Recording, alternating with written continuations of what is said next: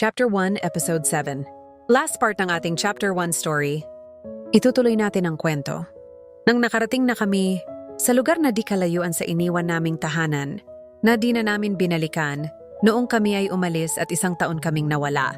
Siguro wala na silang babalikan doon o ayaw na nilang tumira sa bukid o sa bundok.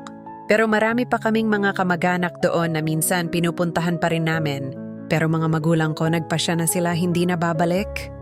Doon at dito na lang kami sa lugar na hindi na bukid at dahil din siguro buntis ang mama ko kaya hindi na kami bumalik doon.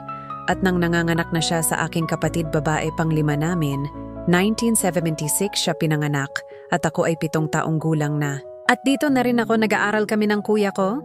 Kahit dito na kami nakatira, hindi pa rin mapalagay mga magulang ko. Lagi kaming lumilipat, lipat dito, lipat doon. Parang naikot na yata namin buong eskina sa lugar na ito. Nasa isang baryo lang nga kami pero palipat-lipat ng bahay. Hindi ko nga lang alam kung bakit, iwan ko bakit di mapakali mga magulang ko noon. Bata pa ako kami kaya susunod ka na lang kung saan sila pupunta. Nakailang lipat na kami noong ako'y 6 hanggang 7 taong gulang pa lang. At hindi pa nagtapos lumipat na naman doon sa malayo sa bukid na naman. Pero ibang bukid hindi doon kung saan talaga ako pinanganak. Hindi kami makapagpundar ng sariling tahanan kasi puro lipat-lipat lang ginawa namin. Pati yung pag-aaral namin ni Kuya ay naaapektuhan. Lahat tinitiis ko, sobrang hirap ng buhay namin. At nadagdagan pa kami ng isang kapatid, mas lalo kaming naghihirap. Marami na rin akong naranasang hirap sa mga panahong yon at nagtatanong sa sarili bakit palagi na lang kaming ganito. Maraming luha na pumapatak sa mga mata ko. Lagi akong naiyak patago kasi magagalit ang mama ko. And patuloy kaming lumalaban sa buhay kahit watak. Watak kami sa panahong yon kaya kailangan kapatid kong babae na sunod sa akin nasa lola ko tumira kasi masakitin daw siya, kuya ko at ang isang kapatid kong lalaki nasa pinsan kami nakikitira. Si mama at papa naman laging umaalis. Naghahanap na naman silang malilipatan namin dala-dala ang bunso naming babae. Napakahirap sa panahong yon. Wala akong masusumbungan kung inaaway ako ng mga bata. Si kuya lang kakampi ko.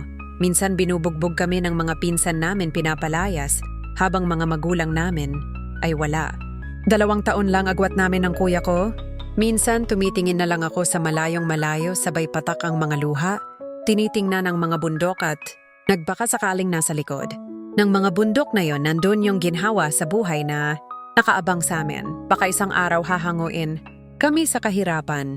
Sa awa ng Diyos, nakakahanap na rin sila ng lugar na malilipatan na naman namin at dito na kami medyo nagtagal. Ako at ang kuya ko dito na kami nagpapatuloy sa pag-aaral.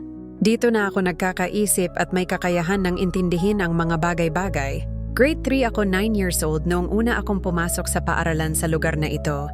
At dito nagtatapos ang ating kwento noong ako ay musmus pa. At ipagpatuloy natin ang ating kwento. Chapter 2, maraming salamat sa inyong lahat, ang inyong Ate Mel B.